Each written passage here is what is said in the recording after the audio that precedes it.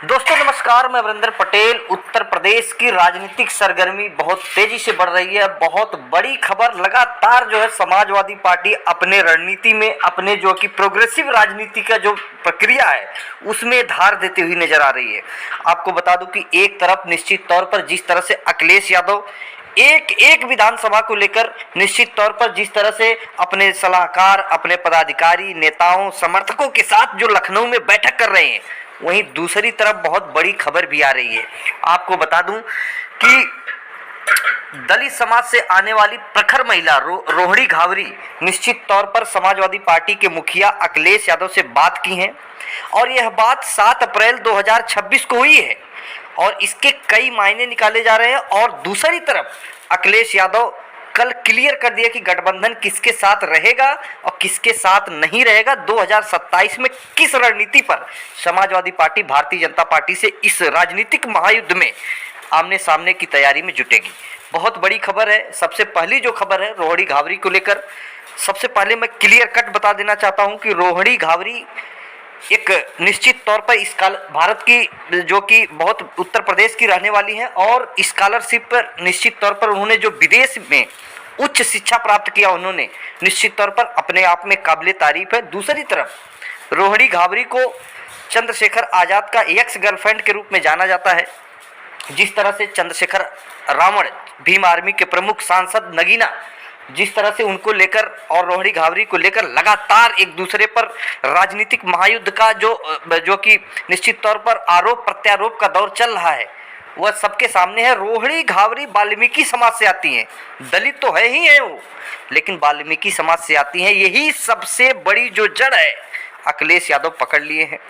2027 के चुनाव से पहले 200 रैली करेंगी और वह रैली 7 अप्रैल 2026 को पिछले अखिलेश यादव से रोहिणी घावरी की बातचीत हुई। उसके बाद अगले महीने मई महीने से शुरुआत हो जाएगी। जो नान जाटव दलित हैं, चाहे उसमें पासी है, खट्टिक है, वाल्मीकि समाज है, धनगर, तमाम वो जातियां हैं, निश्चित तौर पर वह सबको रोहिणी घावरी इकट्ठा करके और जिस तरह से राजनीतिक मंच पर और उत्तर प्रदेश की राजनीति का प्रखर रूप से जिस तरह से चैलेंज करती हुई नजर आएंगी, कहीं ना कहीं उत्तर प्रदेश की राजनीति में इसका बहुत बड़ा इम्पैक्ट पड़ने वाला है। आपको बता दूं कि नान जाटव दलित जो हैं निश्चित तौर पर समाजवादी पार्टी की तरफ मूव कर चुके हैं। जिस तरह से 56% नान जाटव दलित 2024 लोकसभा में अखिलेश यादव का समर्थन दिए, वोट दिए, सीएडीएस का डेटा बोलता है।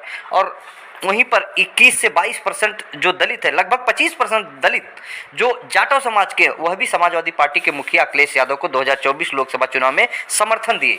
तो कहीं ना कहीं जो दलित पॉलिटिक्स है उसमें बहुत बड़ा एक्सपेरिमेंट और बहुत बड़ा जो है कि अखिलेश यादव उस पर बहुत पैनी नज़र गड़ाए और नए नए अग्रेसिव और युवा नेता जो शिक्षित है, जो पढ़े लिखे नेता हैं, उनको अखिलेश यादव आगे कर रहे हैं। उत्तर प्रदेश की राजनीति में इसका बहुत बड़ा इम्पैक्ट पड़ेगा। एक तरफ प्रिया सरोज है जो पासी समाज से आती हैं, दूसरी तरफ इकरा हसन है जो युवा चेहरा है, पुष्पेंद्र सरोज युवा चेहरा है, रागिनी सोनकर, डॉक्टर रागिनी सोनकर एक शिक्षित महिला के तौर पर जानी जाती हैं और उत्तर प्रदेश की राजनीति में खटिक बिरादरी से आती हैं, बहुत बड़ा इम्पैक्ट है। वहीं पर दूसरा वाल्मीकि समाज की बात करें तो वाल्मीकि समाज में अभी तक निश्चित तौर पर भारतीय जनता पार्टी हो, चाहे समाजवादी पार्टी हो, चाहे बहुजन समाज पार्टी हो, आज तक वाल्मीकि समाज की जनसंख्या अगर देखें तो 4 से 5% के आसपास उत्तर प्रदेश में है।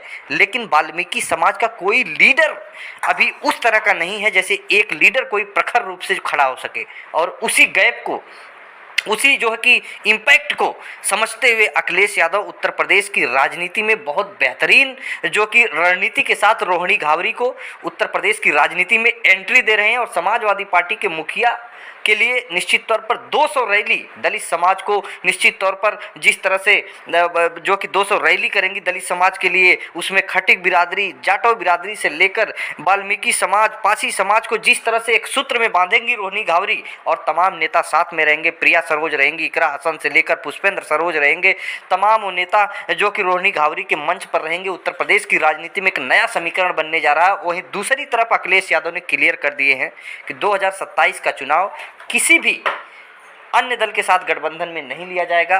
कांग्रेस के साथ जिस तरह से गठबंधन था 2024 लोकसभा चुनाव में, उसी रणनीति के साथ, उसी पथ पर चलते हुए अखिलेश यादव उत्तर प्रदेश के 2027 जो राजनीतिक महायुद्ध का मैदान है उसको फतेह करने की पूरी तरह से प्लान बना चुके हैं। और जिस तरह से किसी पार्टी को गठबंधन में लेने से अखिलेश यादव निश्चित तौर पर जो रणनीति बनाए हैं, मान के चलो कि जिस तरह से निषाद पार्टी है, ओम प्रकाश राजभर की पार्टी है, इनको लेने से बेटर है कि राजभर समाज, निषाद समाज, साक्य सैनिक कुशवाहा समाज को अलग अलग सीटों पर टिकट देकर, उनको भागीदारी देकर समाजवादी पार्टी ही नेता बनाए। ये सबसे बेहतरीन रणनीति है और इसी पर अखिलेश यादव आगे बढ़ते हुए नजर आ रहे हैं। बहुत बड़ा डेवलपमेंट उत्तर प्रदेश की राजनीति में। कांग्रेस के साथ गठबंधन रहेगा। रोहिणी गावरी जो वाल्मीकि समाज की एक प्रखर महिला, युवा चेहरा, पढ़ा लिखा चेहरा जिस तरह से निकल कर आएगा, कहीं न कहीं भारतीय जनता पार्टी में डेंट लगेगा, क्योंकि जो वाल्मीकि समाज है कहीं न कहीं स्वाभाविक रूप से नेचुरल, जो अगर अभी तक जिस तरह से चुनाव में देखा गया तो वाल्मीकि समाज भारतीय जनता पार्टी से ही लगाव में रहा है और अखिलेश यादव भारतीय जनता पार्टी के ही वोट में डेंट करने के लिए पूरी तरह से प्लान और वर्क तैयार करके उत्तर प्रदेश की राजनीति में भड़कंप मचा रहे हैं। वहीं पर जो है लगातार जो गठबंधन के लोग जो चर्चा थी, वो गठबंधन पूरी तरह से क्लियर है कि किसी अन्य पार्टी के साथ गठबंधन देकर जो कि ब्लैक मेलिंग वाली राजनीति नहीं होगी, उस समाज को टिकट देकर उत्तर प्रदेश की राजनीति में भारतीय जनता पार्टी से मुकाबला किया जाएगा। बहुत बड़ा डेवलपमेंट है उत्तर प्रदेश की राजनीति में। अखिलेश यादव की शानदार रणनीति का निश्चित तौर पर अगर विश्लेषण करें तो तमाम उतार चढ़ाव की राजनीतियों में अखिलेश यादव एक परिपक्व नेता के तौर पर उत्तर प्रदेश के 2027 चुनाव में जाने की पूरी तरह से रणनीति बना चुके हैं। फिर मिलेंगे अगली वीडियो में नई जानकारी के साथ, तब तक के लिए नमस्कार।